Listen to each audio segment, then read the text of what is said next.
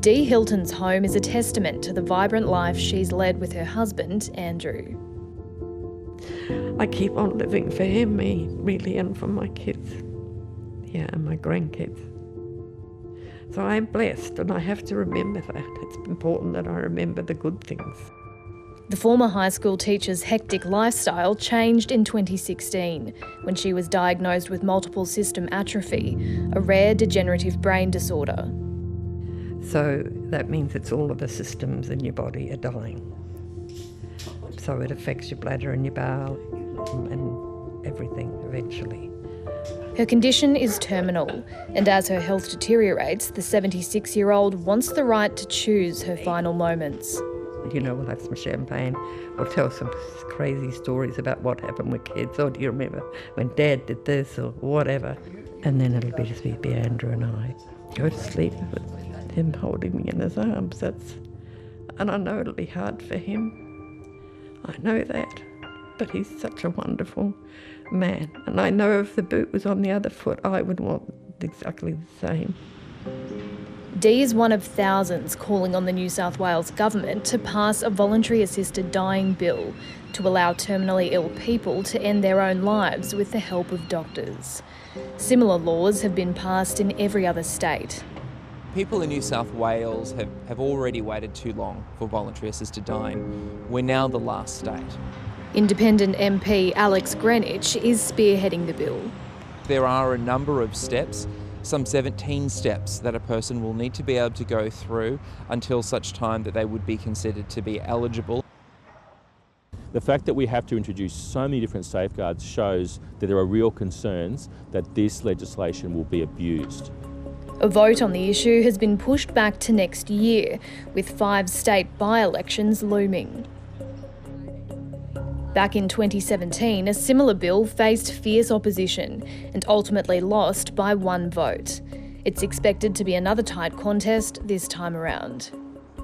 The problem is that when you're giving the right to kill to someone, whether that be a medical practitioner or to a person, then you're undermining the essence of what our laws here in New South Wales are about. They're about protecting people. Labor MP Hugh McDermott is opposing the bill. Like many in the debate, his position is deeply personal. My father and my stepfather both died of cancer. Literally in my arms, they died. My father, in the first diagnosis, his reaction was, well, let me die now. But he came to that point to realise just how important it was that that didn't happen. He had time to reconcile with all family members. He had time to see his grandchildren, his first granddaughter.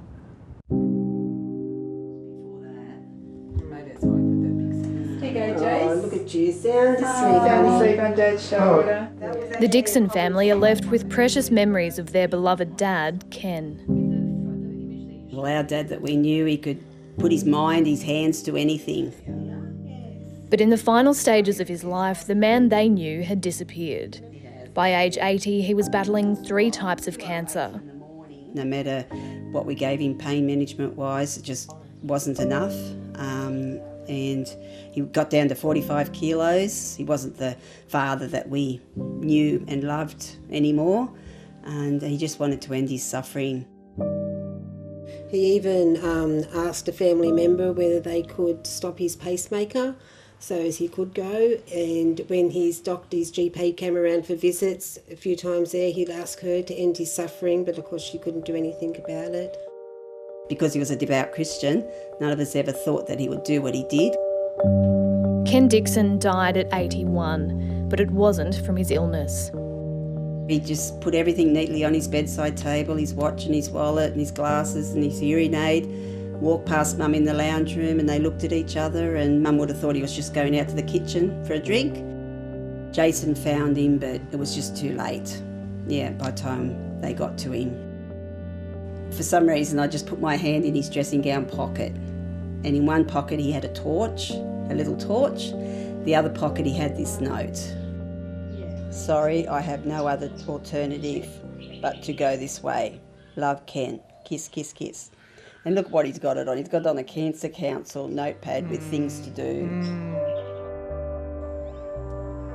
When Ken took his own life in 2015, no jurisdiction in Australia had legalised voluntary assisted dying. New data reveals 1 in 5 suicides in New South Wales in 2019 among over 40s were people with a terminal illness.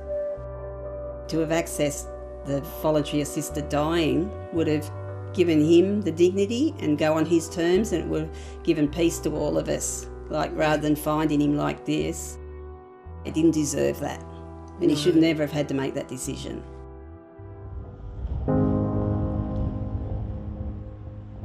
It's hard to hear those words that someone wants to end their life, but they're not choosing to die because they're already dying.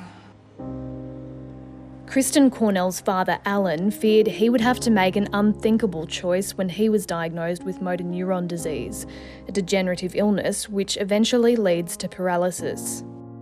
The way the neurologist delivered it was that this is going to significantly shorten your life. And so I think that he knew, but he didn't know how fast it would happen. In a home video filmed last year, Alan tells his daughter how he contemplated suicide. Not often I sook, but just you end up in tears, you know? Just sort of shouldn't be thinking this, and then you start thinking about your wife and your kids. Then Alan realised that in Victoria, he was eligible to access voluntary assisted dying. Now, I don't have to do it. I can pick the day. He said to me that day, you know, it allows me to be a better man till the end, and it really did, you know. He got a sense of calmness back. Alan faced a series of hurdles to access the scheme. We're back in the clinic again for Dad's first review the second time. Around 3 months after making the request, his final wish was granted.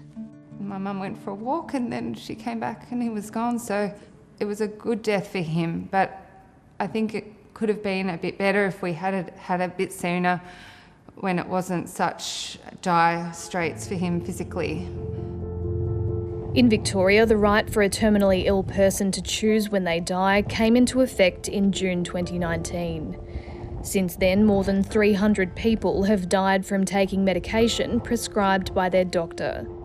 KRISTIN says those in New South Wales should have the right to do the same. As my dad said, it's not about the bureaucrats, it's about me. And, well, he said, stick it up 'em, KRISTIN. So that's what I'm trying to do. And, you know, I think we just need to get out of the way and let it happen now.